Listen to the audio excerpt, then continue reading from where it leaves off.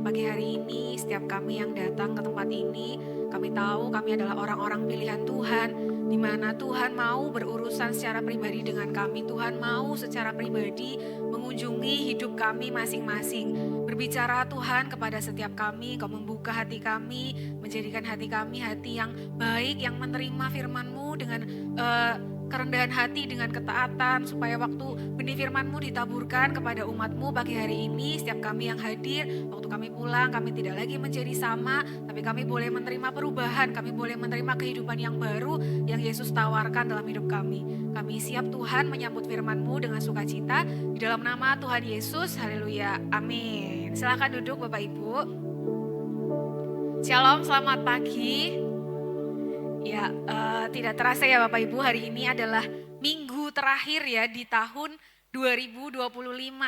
Minggu depan kita sudah berganti kalender ya Bapak Ibu di tahun 2026. Nah, menutup tahun 2025 saya masih dikasih tema yang sama ya, yaitu tentang kunjungan ilahi. Momen kunjungan ilahi ini sebenarnya sudah terjadi itu sejak puluhan ribu tahun yang lalu ya Bapak Ibu. Dari zaman Abraham, Musa, Nuh, bahkan hampir semua tokoh-tokoh di Alkitab itu pernah mengalami perjumpaan secara pribadi dengan Tuhan. Tapi hari ini secara khusus saya mau ajak Bapak Ibu belajar dari kisahnya Paulus ya. Kita tahu Paulus juga menjadi salah satu rasul yang pernah dikunjungi langsung oleh Tuhan. Nah, kita langsung lihat aja ayatnya. Di Kisah Para Rasul 9 ayat yang ketiga sampai ayat yang keempat. Dalam perjalanannya ke Damsyik, ketika ia sudah dekat kota itu, tiba-tiba cahaya memancar dari langit mengelilingi dia. Ia rebah ke tanah dan kedengaranlah olehnya suatu suara yang berkata, "Saulus, Saulus, mengapakah engkau menganiaya aku?" Jadi ini adalah momen pertama kali Paulus ini mengalami perjumpaan dengan pribadi Yesus. Tapi sebelum saya ajak Bapak Ibu untuk belajar lebih dalam lagi tentang satu perikop ini, saya mau ajak Bapak Ibu untuk melihat dulu waktu kedatangan Tuhan. Mungkin sebagian di antara kita selama 1 bulan ini bertanya-tanya ya, iya sih Tuhan mau mengunjungi saya, tapi kapan waktunya? Kan kita nggak pernah tahu ya Bapak Ibu kapan Tuhan mau berkunjung, apakah harus menunggu sesuatu, apa harus tunggu momen tertentu. Nah, dari kisah Paulus kita mau melihat yang pertama Bapak Ibu, kapan Tuhan itu mengunjungi Paulus. Nah, kita mau tarik ke ayat yang pertama. Di ayat yang pertama itu menggambarkan situasi yang sedang dialami oleh Paulus ketika Yesus berkunjung. Di ayat yang pertama dikatakan, sementara itu berkobar-kobar hati Saulus untuk mengancam dan membunuh murid-murid Tuhan. Ia menghadap imam besar dan meminta surat kuasa daripadanya untuk dibawa kepada majelis-majelis Yahudi di Damsyik, supaya jika ia menemukan laki-laki atau perempuan yang mengikuti jalan Tuhan, ia menangkap mereka dan membawa mereka ke Yerusalem. Nah, dari cerita Paulus ini Bapak Ibu, kita bisa tarik satu kesimpulan bahwa seringkali kunjungan Tuhan itu terjadi di waktu-waktu yang tidak pernah kita duga. Saya pun gak pernah bisa memprediksi kapan Tuhan itu sedang datang mengunjungi hidup saya ya. Ketika Tuhan mengunjungi Paulus, Paulus itu bukan sedang dalam keadaan rohani ya Bapak Ibu. Dia sedang tidak dalam keadaan paling suci dalam hidupnya. Dia sedang tidak dalam keadaan paling kudus, paling berkenan. Bahkan mungkin kita kalau lihat kehidupannya Paulus menganggap pada waktu Yesus menjumpai Paulus, dia sedang dalam keadaan paling kotor dan paling hina. Sebab waktu itu Alkitab catat dia sedang ada dalam perjalanan ke Damsyik untuk membunuh orang-orang percaya.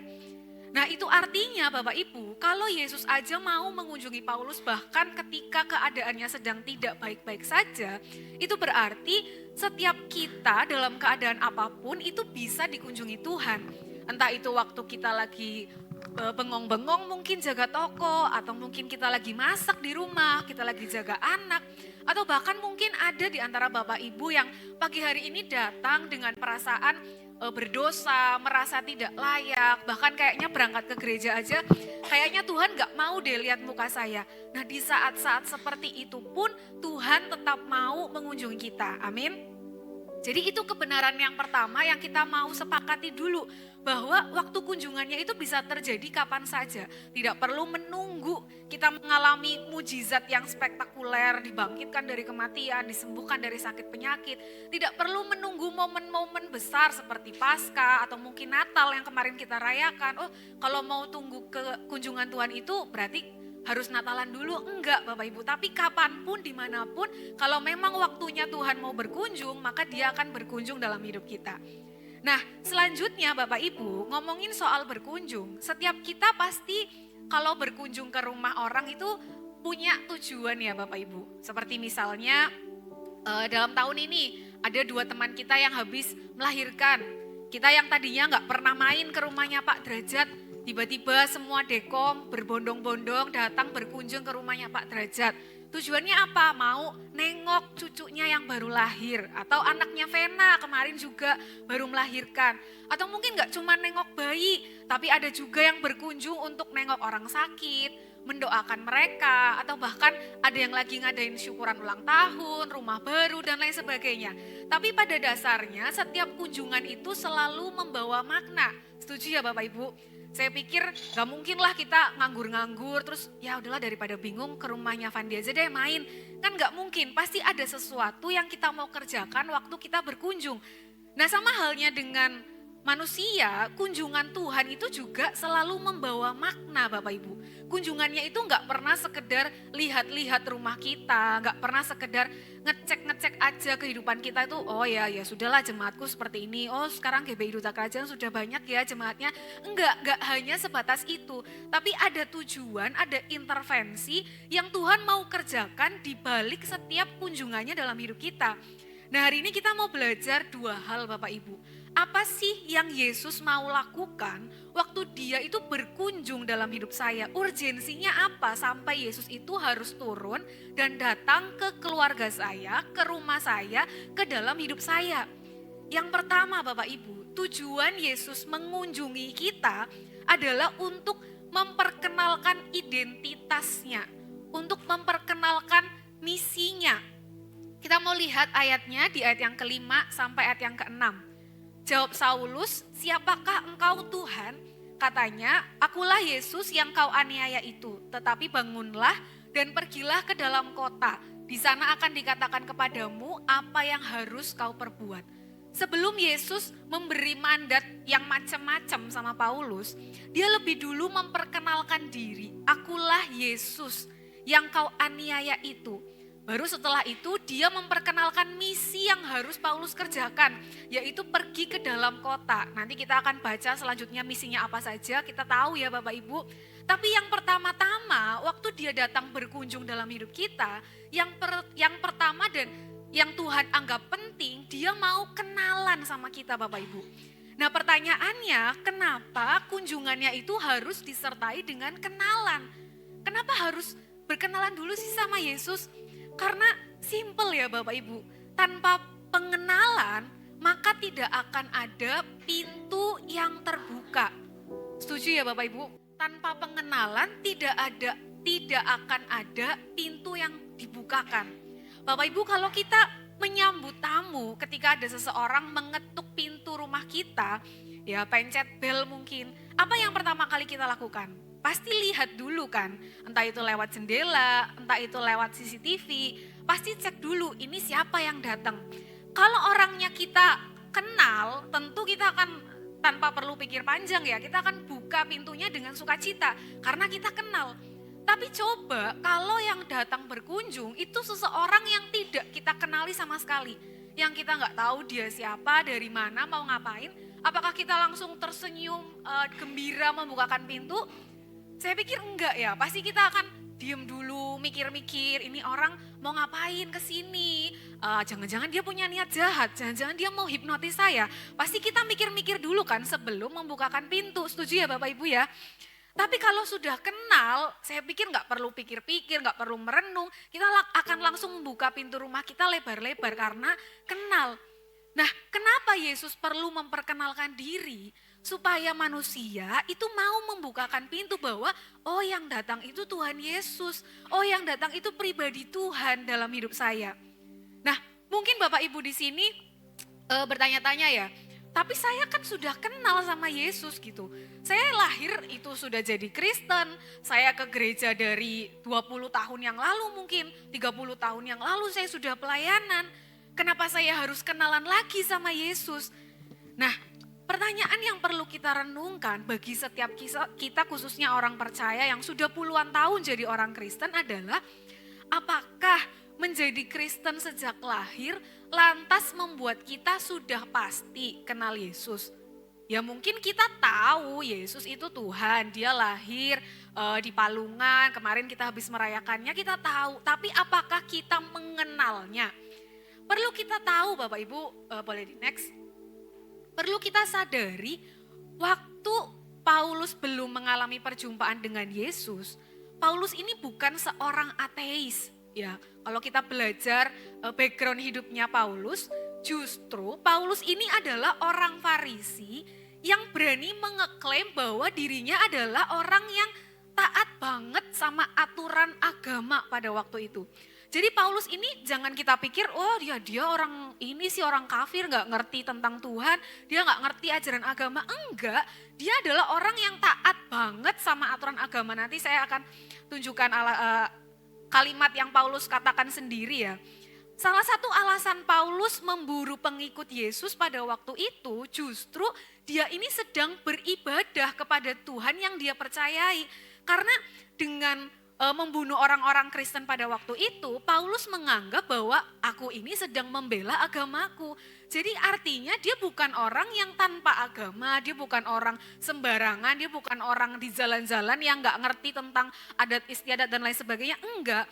Bahkan dalam Filipi 3 ayat yang keempat sampai ayat yang keenam, ini Paulus sendiri yang ngomong ya Bapak Ibu. Sekalipun aku juga ada alasan untuk menaruh percaya pada hal-hal lahiriah, jika ada orang lain menyangka dapat menaruh percaya pada hal-hal lahiriah, aku lebih lagi. Disunat pada hari ke-8 dari bangsa Israel, dari suku Benyamin, orang Ibrani asli, tentang pendirian terhadap hukum Taurat, aku orang Farisi. Tentang kegiatan, aku penganiaya jemaat. Tentang kebenaran dalam mentaati hukum Taurat, aku tidak bercacat. Nah Bapak Ibu, siapa di antara kita yang seperti Paulus merasa, oh aku ini orang asli loh, orang udah asli Jatibarang, dari lahir sudah gereja di sini, dibaptis di sini, pelayanan di sini, dalam mentaati hukum-hukum agama aku ini nggak ada cacatnya. Ini yang Paulus katakan tentang dirinya Bapak Ibu. Padahal waktu itu dia belum berkenalan dengan Yesus. Kemudian Galatia 1 ayat 13 sampai ayat yang ke-14. Sebab kamu telah mendengar tentang hidupku dahulu dalam agama Yahudi. Tanpa batas aku menganiaya jemaat Allah dan berusaha membinasakannya. Dan di dalam agama Yahudi aku jauh lebih maju dari banyak teman yang sebaya dengan aku di antara bangsaku. Sebagai orang yang sangat rajin memelihara adat istiadat nenek moyangku. Bayangkan Bapak Ibu, Paulus sendiri berani mengeklaim dirinya bahwa dalam urusan agama aku ini lebih maju dari banyak teman sebayaku dan dari warga di bangsaku. Aku ini lebih unggul soal urusan beragama. Tapi apa yang Yesus lakukan waktu dia datang mengunjungi Paulus? Dia tetap memperkenalkan dirinya. Bapak Ibu, selama Paulus hidup ya, saya pikir dia bukan gak tahu tentang Yesus kok. Saya pikir dia pasti mendengar tentang Yesus. Ya orang dia bisa incar pengikutnya berarti dia tahu dong ada gurunya. Ya, Paulus bahkan tahu pengajaran Yesus karena dia melakukan pembunuhan-pembunuhan itu karena Paulus ini menganggap ajaran Yesus itu mengancam agama Yahudi. Lah karena Paulus tahu tentang ajaran Yesus, makanya dia mau memburu orang-orang percaya.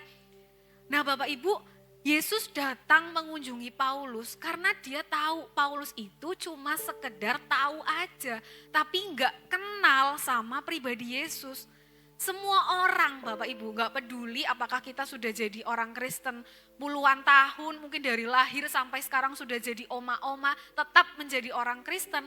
Gak peduli siapapun kita, seaktif apapun kita beribadah dan pelayanan, Tuhan mau mengunjungi kita untuk berkenalan dengan kita. Kenapa? Karena bagi Yesus pengenalan yang dibangun secara pribadi itu jauh lebih penting dari sekedar kita membawa agama warisan nenek moyang Bapak Ibu. Mungkin banyak di antara kita yang menjadi orang Kristen sesimpel karena ya mama papa saya sudah Kristen. Saya pun demikian Bapak Ibu, saya dari dulu Kristen ya karena mama papa saya Kristen. Jadi mau pilih agama apa lagi gitu, bisa-bisa saya diusir dari rumah kalau pilih agama yang lain. Mungkin ada di antara Bapak Ibu yang sampai umur 40, 50 ditanya kenapa kamu menjadi Kristen, kenapa kamu memilih Kristen sebagai keyakinan. Mungkin kita juga akan menjawab hal yang sama. Ya kenapa ya? Ya karena dari dulu saya Kristen, terus mau agama apa lagi? Agama yang lain. Enakan Kristen, ke gerejanya pakai AC, nggak yang kayak yang lain panas. Atau mungkin ada alasan-alasan yang lain. Yang bagi Yesus itu bukan yang utama yang Yesus mau dengar dari kita. Itulah kenapa kunjungannya yang pertama Bapak Ibu dan yang Yesus anggap penting, dia harus kenalan sama kita. Dia mau setiap kita tua, muda, anak-anak itu mengenal dia secara pribadi. Pengenalan kita terhadap Yesus itu dibangun ya karena kita mengalami perjumpaan secara pribadi dengan dia. Bukan karena kata orang tua kita, bukan karena kata nenek moyang kita. Itu yang pertama. Yang kedua, kunjungan Yesus ke dalam hidup manusia itu mau membawa perubahan, mau membawa transformation. Di situ saya tulis kunjungan ilahi puncaknya bukan ketika Tuhan mengubah situasi yang ada di sekeliling kita. Tapi ketika Tuhan itu diizinkan untuk masuk dalam hidup kita, dan mengubahnya itu dari dalam Bapak Ibu. Nah pertanyaannya apa yang hendak dia ubah? Kalau dia mau masuk ya bukan cuma sekedar di luar aja, dia mau masuk ke dalam hidup kita dan mengubah kita dari dalam, pertanyaannya adalah apa yang dia mau ubah Bapak Ibu. Nah kita mau lihat ayat selanjutnya, waktu Yesus berjumpa dengan Paulus, apa sih yang Yesus katakan pertama kali? Saulus, Saulus, mengapakah engkau menganiaya aku? Jadi kalau kita bertanya-tanya, apa yang pertama kali hendak ia ubah, itu adalah sesuatu yang menggerakkan hidup kita dari dalam Bapak Ibu. Yaitu nilai dan prinsip yang selama ini kita yakini. Kalimat yang Yesus katakan kepada Paulus ya, mengapa engkau menganiaya aku, ini bukan kalimat yang, oh Yesus lagi negur Paulus, enggak. Tapi waktu saya coba merenungkan satu kalimat ini, kata menganiaya sendiri itu sudah menjadi kontradiksi dari kepercayaan Paulus. Karena pada waktu itu Paulus ini percaya bahwa pembunuhannya terhadap orang Kristen itu bentuk baktinya kepada Allah. Bentuk dia beribadah, bentuk dia sedang membela Allah. Tapi begitu Yesus datang mengunjungi hidupnya dan Yesus bilang, kenapa kamu menganiaya aku? Itu seperti Yesus ini sedang menggoncang keyakinan Paulus yang mungkin sudah puluhan tahun Paulus ini yakini Bapak Ibu. Ya, menganiaya itu kan sangat berbanding terbalik dengan kata membela ya Bapak Ibu. Loh, selama ini saya pikir saya ini membela Tuhan, membela Allah dengan cara membunuh pengikut Kristus. Tapi ternyata Yesus datang dan berkata bahwa tindakan Paulus itu sedang menganiaya Tuhan. Sadar atau tidak, ada begitu banyak nilai dan prinsip yang selama ini tuh kita berjalan bersama dan tidak sadar bahwa itu tuh bertentangan Bapak Ibu. Contoh, saya kasih contoh. Berapa banyak di antara kita pernah mendengar istilah bohong demi kebaikan? Boleh angkat tangan? Pernah ya semua ya, mendengar bohong demi kebaikan. Ya udahlah nggak apa-apa, daripada anakku tantrum, mending dibohongin aja. Ya daripada nanti aku dimarahin bos, mending ngeles cari alasan yang lain. Padahal apa kata kebenaran tentang bohong? ya bohong Bapak Ibu, nggak ada istilah bohong demi kebenaran. Atau kita suka mengklasifikasikan ada dosa besar, ada dosa kecil. Pernah dengar juga ya dosa besar, dosa kecil. Oh, dosa besar itu kalau korupsi miliaran itu dosa besar. Ya kalau cuma 2.000, 3.000 mah apalah artinya itu buat parkir. Dosa besar, dosa kecil. Oh, dosa besar itu kalau saya itu sampai membunuh istri, membunuh suami. Ya kalau cuma maki-maki, kalau cuma galak, kalau cuma mukul tipis-tipis ya nggak apa-apa lah, bisa diampuni. Dosa besar, dosa kecil. Padahal bagi Yesus semua dosa sama Bapak Ibu. Mau korupsi miliaran, mau cuma 1.000, 2.000 upahnya tetap sama, maut. Tapi kan kita manusia suka hidup dengan nilai-nilai yang terlihat baik. Atau contoh yang lain, itu mungkin tadi tentang dosa ya. Atau mungkin yang tidak terlihat seperti dosa, yang kelihatannya benar. Seperti misalnya kalau mau kaya harus simpan uang sebanyak-banyaknya. Berapa banyak di antara kita yang pernah mendengar peribahasa hemat pangkal kaya? Pasti pernah ya Bapak Ibu, oh harus disimpan sedikit-sedikit, nanti biar jadi bukit, jadi gunung, biar saya tambah kaya. Saya menjadi saksi ya Bapak Ibu bahwa nilai-nilai yang saya anggap baik ya, saya anggap benar kok. Ya memang kalau kaya kan harus nabung ya, harus simpan uang ya. Ternyata itu salah loh Bapak Ibu.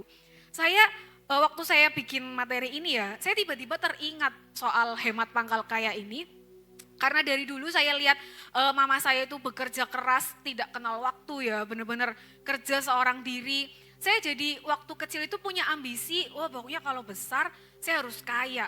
Apapun yang terjadi saya harus jadi orang kaya. Itu keinginan saya waktu kecil. Akhirnya karena anak-anak kan nggak bisa cari uang sendiri ya Bapak Ibu. Jadi yang saya lakukan itu menabung dari uang jajan. Jadi saya simpan, oh pokoknya saya hemat, jadi anak itu nggak aneh-aneh lah, yang lain beli macam-macam, saya bener-bener, pokoknya saya mau simpan uang supaya saya kaya.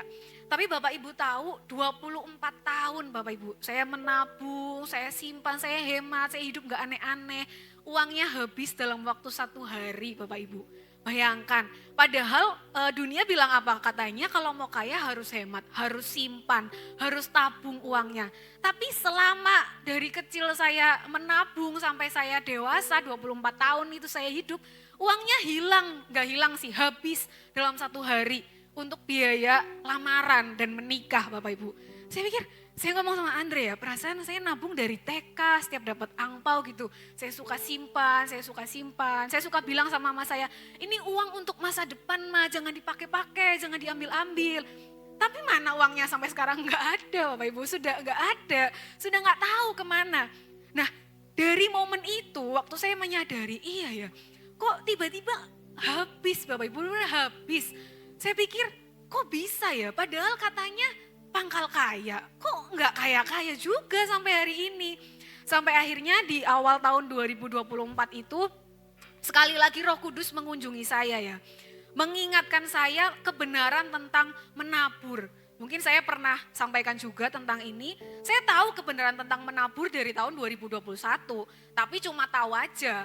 Nah begitu 2024 awal Tuhan ingatkan saya, ayo ada benih yang harus ditabur, kalau mau kaya jangan simpan doang, ada berkat yang harus dilepaskan. Saya mulai belajar taat Bapak Ibu, dan Bapak Ibu tahu gak perlu waktu 24 tahun yang sama untuk saya bisa mengalami berkat dan penyediaan Tuhan yang bahkan kalau saya boleh bilang itu jauh melampaui apa yang bisa saya kumpulkan dari saya TK sampai saya dewasa kemarin. Jadi artinya nilai-nilai yang kita anggap baik, yang kita anggap benar, yang selama ini secara tidak sadar mengendalikan hidup kita, itu belum sepenuhnya sesuai dengan kebenaran firman Tuhan. Itulah kenapa kedatangan Yesus itu mau mengubah nilai dan prinsip kita. Itu baru soal uang, baru soal dosa. Waktu saya menikah kemarin, aduh itu ada lebih banyak lagi Bapak Ibu, nilai dan prinsip yang bagi saya kok bisa ya orang-orang hidup di nilai-nilai yang seperti ini. Waktu saya lamaran harus pakai hantaran kaki babi, kalau nggak ada kaki babinya nanti rumah tanggamu hancur, tidak kuat. Saya bilang sama Andre, kenapa harus kaki babi? Kenapa nggak ceker ayam aja? Yang lebih enak dimakan ya kan Bapak Ibu, yang familiar, yang murah. Kenapa harus babi? Kenapa nggak ayam? Saya nggak suka babi soalnya Bapak Ibu. Saya bilang sama Andre, nggak mau, saya nggak mau pakai kaki babi. Waktu saya menikah, ada jalan di Tegal yang tidak boleh dilewati. Katanya kalau dilewati nanti pernikahannya sial. Waktu itu saya udah mau lewat nih Bapak Ibu, disuruh cari jalan tikus karena mobilnya nggak boleh mundur. Ada lagi nggak boleh mundur. Ya kenapa nggak boleh mundur? Ya mundur aja kali, ngapain nggak boleh mundur kan Bapak Ibu. Nah nilai-nilai adat istiadat yang seperti itu, yang secara nggak sadar kan, kenapa ya kita melakukan itu ya? Kalau nggak melakukan, surprisingly Bapak Ibu, orang-orang menghakimi saya. Ada satu orang yang bilang, karena saya menikah itu tidak terlalu banyak mengikuti adat, dan kata-kata orang ini cukup mengejutkan saya ya. Dia bilang gini, kok kamu berani sih nikah kayak gitu? Gak takut sama leluhur? Saya dibilang gitu Bapak Ibu. Saya pikir leluhur yang mana yang mau nakut-nakutin saya ya kan? Ya orang rumah tangga pondasinya Yesus aja cukup, gak usah pakai kaki babi ya gak Bapak Ibu. Kalau mau lebih kuat lagi ya pakai itu bata yang buat bangun rumah, itu jauh lebih kuat daripada kaki babi. Tapi nilai-nilai yang kayak gitu kan, yang kalau nggak dilakuin itu kayaknya takut gitu. Takut kena kutuk, takut kena musibah. Nah kalau sampai nilai-nilai yang seperti itu menimbulkan ketakutan, menghilangkan damai sejahtera, itu artinya iman percaya kita kepada Yesus perlu dipertanyakan Bapak Ibu. Lah ngapain kita jadi Kristen 30 tahun kalau masih takut sama kaki babi? Ngapain kita jadi orang Kristen 30 tahun kalau ada jalan-jalan yang kita anggap tabu? Ada adat istiadat yang kalau kita nggak ikuti kita anggap itu kutukan buat hidup kita. Yesus datang mau ubah paradigma kita. Yang terikat dengan adat istiadat, yang takut kalau nggak lakukan ini, nggak lakukan itu, dia datang mau ubah semua itu Bapak Ibu. Itu yang pertama. Yang kedua, transformasi apa yang dia mau kerjakan? Dia mau merubah tujuan dan panggilan hidup kita. Kisah Para Rasul 9 ayat 20 sampai ayat yang ke-22. Ketika itu juga ia memberitakan Yesus di rumah-rumah ibadat dan mengatakan bahwa Yesus adalah anak Allah. Semua orang yang mendengar hal itu heran dan berkata, bukankah dia ini yang di Yerusalem mau membinasakan barang siapa yang memanggil nama Yesus ini? Dan bukankah ia datang ke sini dengan maksud untuk menangkap dan membawa mereka ke hadapan imam-imam kepala? Akan tetapi Saulus semakin besar pengaruhnya dan ia membingungkan orang-orang Yahudi yang tinggal di Damsyik karena ia membuktikan bahwa Yesus adalah Mesias. Yesus datang membawa perubahan panggilan Bapak Ibu. Paulus yang tadinya datang ke Damsyik untuk membunuh, jelas-jelas di ayat yang pertama tadi kita baca, dia membawa surat kuasa untuk membinasakan pengikut Yesus. Ketika dia dikunjungi oleh Yesus, kedatangannya ke Damsyik justru membuktikan bahwa Yesus adalah juru selamat. Sampai orang-orang di Damsyik ini heran, loh bukannya dia Paulus yang mau datang ke sini untuk membunuh orang Kristen.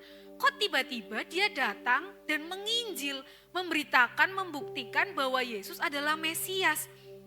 Bukan hanya Paulus, waktu Abraham berjumpa dengan Tuhan. Abraham ini waktu berjumpa dengan Tuhan, dia bukan orang miskin, dia bukan orang hopeless Bapak Ibu. Dia orang yang kaya, dia orang yang tinggal di tanah nenek moyangnya bersama dengan keluarganya. Tapi waktu Tuhan datang mengunjungi Abraham, Tuhan mengubah tujuan dan panggilan hidup Abraham. Sampai Abraham rela meninggalkan kekayaannya untuk pergi ke tanah yang Tuhan janjikan. Waktu Tuhan menjumpai Musa, ya kita tahu Musa juga bukan orang sembarangan. Dia orang penting di istana Mesir pada waktu itu. Tapi ketika Tuhan datang mengunjungi Musa, ya Musa yang tadinya menganggap dirinya gagap, hanya warga Mesir biasa, dia diubah panggilan hidupnya, tujuannya menjadi seorang nabi besar yang memimpin bangsa Israel kepada pembebasan. Kalau hari-hari ini ada di antara kita yang tidak excited menyambut tahun 2026. Saya banyak membaca di Twitter ya Bapak Ibu, banyak orang bilang, alah apa sih tahun baru, yang baru cuma angkanya doang dari 5 ganti ke 6. ya hidupnya juga sama-sama aja, masih harus kerja, masih harus susah payah mencari uang dan lain sebagainya. Mungkin ada di antara kita yang enggak antusias menyambut 2026 karena enggak tahu mau ngapain di tahun 2026, enggak tahu keluarga kita mau dibawa kemana, bisnis kita mau diapain, ya rumah tangga yang mungkin sudah retak mau diseperti apakan, kita enggak tahu, rasanya hidup monoton. Tapi kabar baik pagi hari ini, waktu Yesus datang mengunjungi hidup kita, dia mau kasih panggilan dan tujuan baru dalam hidup kita, amin. Dia mau kasih tahu apa yang harus kita lakukan di tahun 2026. Meskipun keadaan sekeliling kita mungkin gak instan berubah ya Bapak Ibu, gak langsung tiba-tiba suami istri jadi lemah lembut, jadi baik. Tapi lihat apa yang ada di dalam, jauh di dalam hidup kita. Karena waktu Yesus masuk, ingat tadi ya waktu Yesus berkunjung, dia gak cuma urus apa yang ada di kanan kiri kita, tapi dia mau lebih dulu berurusan sama apa yang ada di dalam kita. Jadi 2026 nanti sekalipun suami istri mungkin masih galak, masih cerewet, tapi coba cek kedalaman hidup kita. Oh, kalau tahun kemarin aku gak sabar denger suamiku ngomel, aku gak sabar. Kok tahun ini aku sabar ya? Atau mungkin usaha kita tahun 2026 masih sama, gak ada perubahan. Tapi coba cek kedalaman hati kita. Kalau tahun kemarin usahaku kayak gini, aku ngomel sama Tuhan, aku mengeluh. Kok tahun ini aku bisa mengucap syukur ya, sekalipun keadaannya tetap sama. Anak-anak yang mungkin memberontak, mungkin kita berpikir sudah gak tahan. Tapi kok di tahun 2026 tiba-tiba Tuhan taruh belas kasihan yang baru, kasih yang baru, pengampunan yang baru yang kita bisa berikan buat orang-orang di sekitar kita. Selalu ada perubahan Bapak Ibu, sekalipun tidak terlihat di luar. Tapi di dalam, waktu kita izinkan dia masuk, selalu ada perubahan nilai, pemahaman, prinsip, arah hidup yang dia mau kerjakan dalam hidup kita. Itu 2 poin Bapak Ibu, tujuan Tuhan mengunjungi manusia. Nah, selanjutnya kita mau lihat apa respon kita sebagai manusia untuk menyambut kedatangannya. Kalau hari-hari ini kita bertanya-tanya, Tuhan masih mau enggak ya mengunjungi saya? Kan hidup saya udah kayak gini. Pertanyaannya diganti Bapak Ibu, bukan apakah Tuhan masih mau melawat kita, bukan. Karena sudah pasti Tuhan mau mengunjungi kita apapun keadaan kita. Tapi pertanyaan yang harus kita ajukan kepada diri kita adalah apakah kita mengenalinya waktu ia datang? Jadi Tuhan itu sudah pasti datang. Pertanyaannya, kita kenal enggak waktu dia berdiri di depan pintu kita dan mengetuk? Dalam Yohanes 1 ayat 10 sampai yang ke-11, ia telah ada di dalam dunia dan dunia dijadikan olehnya. Tetapi dunia tidak mengenalnya. Ia datang kepada milik kepunyaannya, tetapi orang-orang kepunyaannya itu tidak menerimanya. Jadi bukan Yesus enggak datang, dia datang, tapi milik kepunyaannya itu enggak kenal sama dia. Kalau enggak kenal, enggak dibukain pintunya. Ya milik kepunyaannya tidak menerima kedatangannya. Yang pertama, respon kita Bapak Ibu, supaya kita tidak melewatkan kunjungan Tuhan. Yang pertama, respon hati yang harus kita siapkan untuk menyambut kunjungannya adalah kepekaan dan kesadaran. Waktu Paulus berjumpa dengan Yesus, yang Paulus katakan apa? Siapakah engkau Tuhan? Nah, kata Tuhan ini itu menggunakan kata kurios, yang pada tradisi zaman dulu pada waktu itu penggunaan kata kurios ini digunakan sebagai bentuk penghormatan kepada orang yang lebih berkuasa.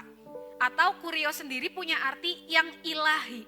Artinya waktu Yesus mengunjungi Paulus, Paulus ini sadar bahwa entitas yang mengunjunginya adalah pribadi yang jauh lebih berkuasa, jauh lebih berkedudukan, jauh lebih bertahta daripada dirinya sendiri. Itulah kenapa dia memanggilnya dengan sebutan Tuhan, dengan sebutan yang ilahi, penguasa.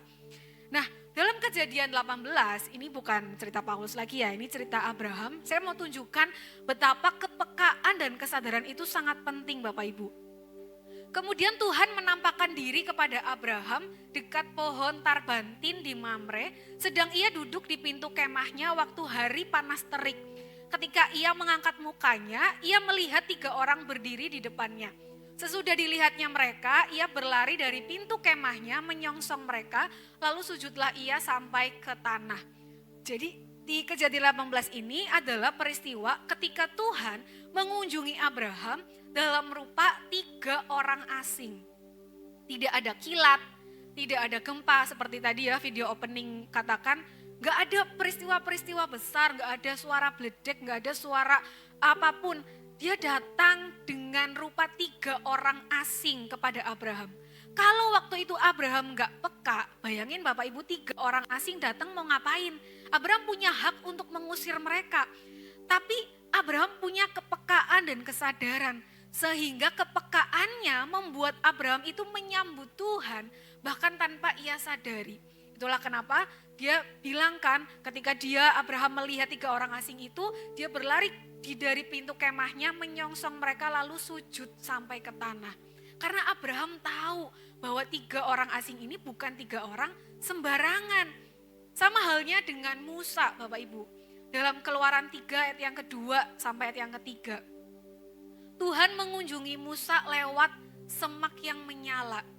Lalu malaikat Tuhan menampakkan diri kepadanya di dalam nyala api yang keluar dari semak duri. Lalu ia melihat dan tampaklah semak duri itu menyala tetapi tidak dimakan api. Musa berkata, baiklah aku menyimpang ke sana untuk memeriksa penglihatan yang hebat itu. Mengapakah tidak terbakar semak duri itu? Peristiwa semak terbakar di padang gurun itu peristiwa yang biasa Bapak Ibu. Tapi karena Musa peka, Musa sadar kok ada yang beda sama semak yang ini. Musa menyimpang dan melihat semak itu Bapak Ibu. Kalau Musa waktu itu enggak kepo, enggak peka, ya udahlah itu kebakar, ya udahlah paling kena angin apa segala macam. Mungkin dia enggak akan mengalami perjumpaan dengan Tuhan. Tapi karena dia peka, kepekaannya membuat Musa sadar bahwa peristiwa yang terlihat biasa-biasa saja terjadi di padang gurun itu bukan peristiwa biasa, melainkan momen di mana Tuhan sedang datang berkunjung dalam hidupnya. Satu pesan penting yang hari ini kita mau bawa Bapak Ibu, jangan jadi orang Kristen seperti kota Yerusalem.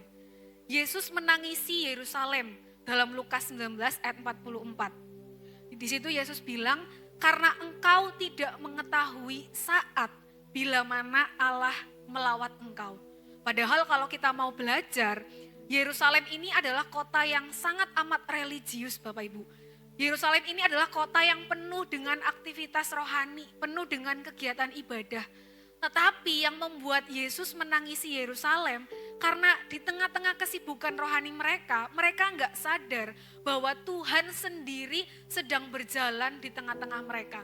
Mereka enggak sadar bahwa ada juru selamat yang sedang hadir di kota mereka.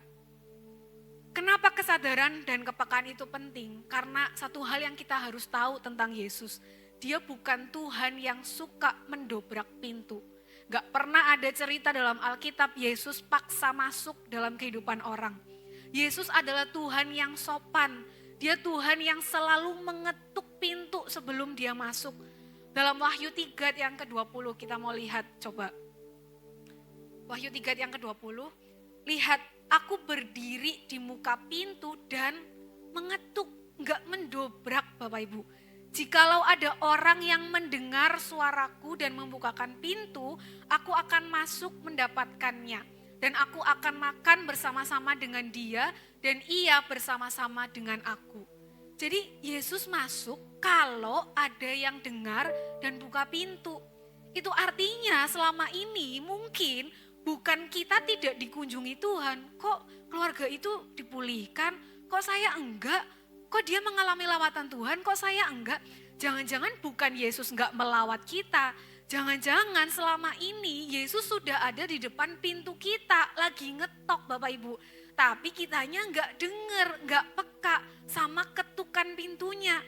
Karena kalau enggak dibukain ya Yesus enggak akan masuk. Dia akan tunggu sampai kita sendiri yang membukakan pintu. Jadi kesadaran dan kepekaan menanti-nantikan kunjungan Tuhan itu penting. Yang kedua, respon hati, ketaatan. Kunjungannya itu harus selalu diikuti dengan ketaatan Bapak Ibu. Waktu Paulus mengalami perjumpaan dengan Tuhan, dia gak cuma sekedar sadar, oh ini pribadi Tuhan toh. oh ternyata ini Yesus toh, enggak. Tapi apa yang Paulus lakukan? Tetapi bangun dan pergi. Paulus melakukan tepat seperti yang Yesus katakan. Dia tetap melanjutkan perjalanannya ke Damsyik. Dia tetap mengerjakan apa yang Yesus perintahkan. Dan yang ketiga, yang terakhir, respon hati manusia menyambut kunjungannya adalah dengan pertobatan. Kisah Para Rasul 9 ayat yang ke-18. Dan seketika itu juga seolah-olah selaput gugur dari matanya sehingga ia dapat melihat lagi, ia bangun lalu dibaptis. Kalau kita hari ini mendengar cerita kehidupan Paulus yang menjadi rasul hebat, berapi-api, excellent dalam pelayanan, dia menyelesaikan semua panggilannya karena ada pertobatan yang Paulus kerjakan. Dalam Filipi 3 yang ke-13, Paulus sendiri katakan, saudara-saudara, aku sendiri tidak menganggap bahwa aku telah menangkapnya. Tetapi ini yang kulakukan, aku melupakan apa yang telah di belakangku dan mengarahkan diri kepada apa yang di hadapanku. Begitu Paulus menyambut kedatangan Yesus, dia gak cuma sadar, dia gak cuma taat, tapi dia bertobat. Dia melupakan, meninggalkan semua yang ada di masa lalunya, dia tinggalkan semua seketika itu juga, dan dia bertobat, dia berbalik arah Bapak Ibu. Jadi 3 hal tadi ya, pulang dari tempat ini, sadar, bangun kesadaran, kepekaan, lalu taat dan bertobat.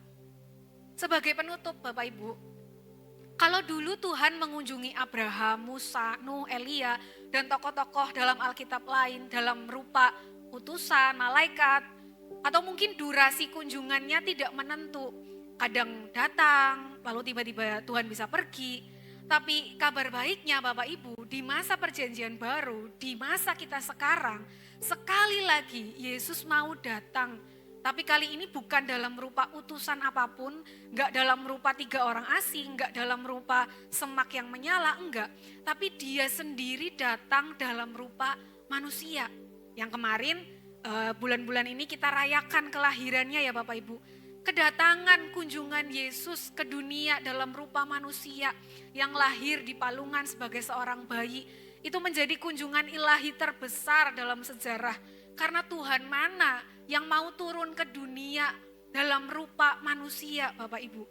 Dan gak cuma datang berkunjung kali ini, tapi kita mau lihat dalam Yohanes 1 ayat 14 bagian yang A.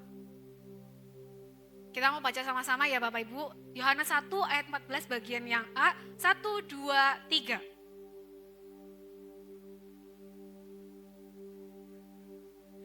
Jadi kedatangan Yesus itu bukan hanya menjadi manusia kali ini. Tapi dia mau diam. Kata diam itu menggunakan kata eksenosen. Yang artinya tenda atau tabernakel yang melambangkan kehadiran Tuhan. Pada waktu itu tenda itu menjadi simbol tempat tinggal Bapak Ibu. Artinya kabar baik yang kita mau terima pagi hari ini, kedatangan Yesus ke dunia sebagai seorang manusia, sebagai bayi yang lahir di palungan, itu bukan hanya sekedar mau berkunjung lagi, tapi dia juga mau tinggal bersama-sama dengan manusia. Artinya dia nggak akan datang pergi, enggak. Tapi dia akan menetap bersama-sama dengan kita. Dan gak cuma sampai di situ aja, oh berarti sekarang Yesus tinggal sama saya, enggak. Tapi ada lagi Bapak Ibu, kunjungannya itu sifatnya permanen, selama-lamanya. Secara fisik kita sudah tidak bisa melihat Yesus secara fisik. Tapi dia meninggalkan rohnya buat tinggal bersama-sama dengan kita. Yohanes 14 ayat yang ke-16 sampai ayat yang ke-17. Aku akan minta kepada Bapa dan ia akan memberikan kepadamu seorang penolong yang lain supaya ia menyertai kamu selama-lamanya, yaitu roh kebenaran. Dunia tidak dapat menerima dia sebab dunia tidak melihat dia dan tidak mengenal dia. Tetapi kamu mengenal dia sebab ia menyertai kamu dan akan diam di dalam kamu.